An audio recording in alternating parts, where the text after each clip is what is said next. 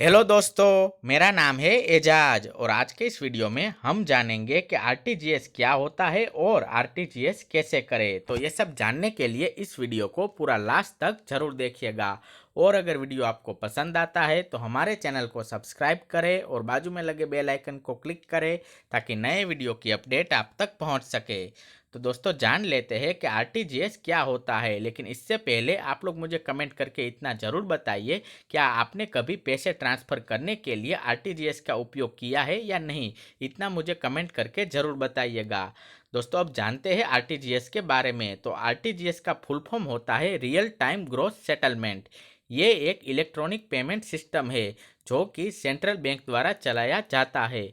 RTGS के माध्यम से आप किसी भी बैंक से इंटरनेट बैंकिंग का उपयोग करके किसी दूसरे बैंक में उसी समय में पैसा ट्रांसफ़र कर सकते हैं। यानी कि आप रियल टाइम में पैसा ट्रांसफ़र कर सकते हैं अगर आपके पास इंटरनेट बैंकिंग है और आप आरटीजीएस करते हैं तो। दोस्तों ऑफलाइन भी आरटीजीएस आप कैसे कर सकते हैं उसके बारे में भी हम आगे बात करेंगे। आरटीजीएस के माध्यम से आप किसी के भी बैंक अकाउंट में कम से कम 2 लाख रुपए और ज़्यादा से ज़्यादा आप जितना चाहे उतना फंड ट्रांसफ़र कर सकते हैं, लेकिन कम से कम आपको 2 लाख रुपए का आरटीजीएस तो करना ही होगा।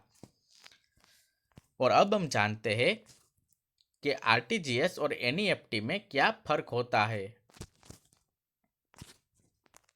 तो आरटीजीएस और एनईएफटी में क्या फ़र्क होता है। तो एनईएफटी में मिनिमम 1 रुपया और आरटीजीएस में 2 लाख रुपए। यानी कि अगर आप एनईएफटी करते हैं तो आपके ऊपर कोई भी मिनिमम डिपॉजिट नहीं है। आप चाहे तो 1 रुपये से भी एनईएफटी किसी को भी कर सकते हैं, लेकिन अगर आप आरटीजीएस कराने जा रहे हैं तो आपको कम से कम 2 लाख रुपए का मनी ट्रांसफ़र करना पड़ेगा। तो इस हिसाब से अगर आप किसी को 2 लाख रुपए से कम देना चाहते हैं तो आपके लिए एनईएफटी बेस्ट ऑप्शन है। अगर आप 2 लाख से ज़्यादा देना चाहते हैं तो आरटीजीएस आपके लिए सही ऑप्शन है, क्योंकि इसमें तुरंत पैसा सामने वाले के अकाउंट में पहुंच जाता है। एनईएफटी द्वारा ट्रांसफ़र किया गया पैसा पहुंचने में थोड़ा समय लगता है, लेकिन आरटीजीएस में पैसा तुरंत सामने वाले के बैंक अकाउंट में पहुंच जाता है। दोस्तों अगर बात करें एनईएफटी की टाइमिंग की, तो एनईएफटी आप सुबह के 8 बजे से शाम के 7 बजे तक कभी भी कर सकते हो। और अगर बात करें आरटीजीएस की टाइमिंग की, तो आरटीजीएस करने के लिए आप सुबह के 8 बजे से शाम के 4:30 बजे तक का समय आपको दिया जाता है। तो दोस्तों यही फ़र्क है आरटीजीएस और एनईएफटी में। इन दोनों में से आपको कौन सा बेस्ट लगता है ये मुझे कमेंट करके ज़रूर बताइएगा। और अब जानते हैं कि ऑनलाइन आरटीजीएस कैसे करते हैं। तो दोस्तों ऑनलाइन आरटीजीएस करने के लिए आपको सबसे पहले अपनी मोबाइल बैंकिंग या फिर इंटरनेट बैंकिंग का सहारा लेना होगा। आपको बैंक में जाना है, वहाँ पर आपको नेट बैंकिंग का एक फॉर्म भर के फिल कर देना है। उसके बाद आपको एक यूज़र आईडी और एक पासवर्ड दे दिया जाएगा जिसके द्वारा आप इंटरनेट बैंकिंग में लॉगिन कर सकते हैं। तो आपको अपने मोबाइल फ़ोन में उस बैंक का ऐप इंस्टॉल कर लेना है। ऐप इंस्टॉल करने के बाद आपको आपकी कस्टमर आईडी और आपको अपना पासवर्ड उसमें डाल के एंटर करना है। जैसे ही आप एंटर करेंगे तो पैसा पे करने के लिए आपको एक आरटीजीएस का ऑप्शन दिखेगा मनी ट्रांसफ़र के अंदर।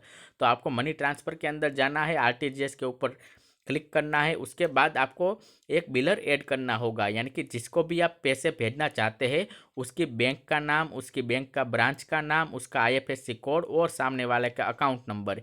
ये चारों चीज़ें आपको देनी होगी तभी जाके। और आपको ये देना होगा कि कितने रुपए का अमाउंट, यानी कि आरटीजीएस अगर आप कर रहे हैं तो कम से कम 2 लाख रुपए का अमाउंट आपको उसे भेजना होगा। तो वो अमाउंट, उसका बैंक अकाउंट नंबर, उसका नाम, उसकी ब्रांच का नाम और उसका आईएफएससी कोड आपको यहाँ पे टाइप कर देना है। तो वहाँ से आपका आरटीजीएस डायरेक्टली हो जाएगा ऑनलाइन घर बैठे। आपको किसी भी बैंक में जाने की कोई ज़रूरत नहीं है। ऑनलाइन घर बैठे आप अपना आरटीजीएस कर सकते हैं और किसी को भी पैसा ट्रांसफ़र कर सकते हैं सिर्फ अपने मोबाइल फ़ोन से। और अब हम जानते हैं कि ऑफलाइन आरटीजीएस कैसे करते हैं। तो दोस्तों ऑफलाइन आरटीजीएस करने के लिए आपको सबसे पहले बैंक में जाना होगा और आपको वहां पर आरटीजीएस की एक स्लिप मिलेगी जो कि आपको भर देनी है। बाद में स्लिप में भरी गई सभी जानकारी को चेक करके सेंट्रल प्रोसेसिंग सिस्टम में डाल दिया जाता है। दोस्तों ये स्लिप कुछ इसी तरह से दिखती है जैसे कि आप अपनी चेक की या फिर पैसे डिपॉजिट करने की स्लिप भरते हो। तो ये स्लिप भर देने के बाद जब आप बैंक वालों के देंगे तो बैंक वाले उसे चेक करके सेंट्रल प्रोसेसिंग सिस्टम में डाल देते हैं। उसके बाद इसको आरबीआई में सेंड कर दिया जाता है, फिर आरबीआई आपका ट्रांजैक्शन कंप्लीट कर देता है। तो इस तरह से आप ऑफलाइन भी आरटीजीएस कर सकते हैं, लेकिन आप चाहे तो ऑनलाइन आरटीजीएस घर बैठे कर सकते हैं सिर्फ इंटरनेट बैंकिंग यूज़ करके।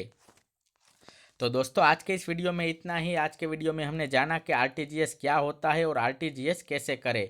वीडियो अगर आपको पसंद आया हो तो इसे लाइक कर दीजिएगा और व्हाट्सएप ग्रुप में और भी अपने दोस्तों के साथ इसे शेयर ज़रूर कीजिएगा।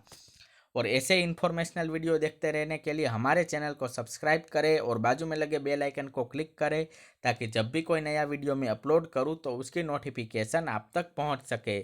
और इस वीडियो से संबंधित किसी भी तरह का प्रश्न पूछने के लिए नीचे कमेंट करें। दोस्तों अगर आप लोग चाहते हैं कि आपके किसी टॉपिक के ऊपर भी मैं कोई वीडियो बनाऊं तो वो टॉपिक आप नीचे कमेंट बॉक्स में लिख सकते हो।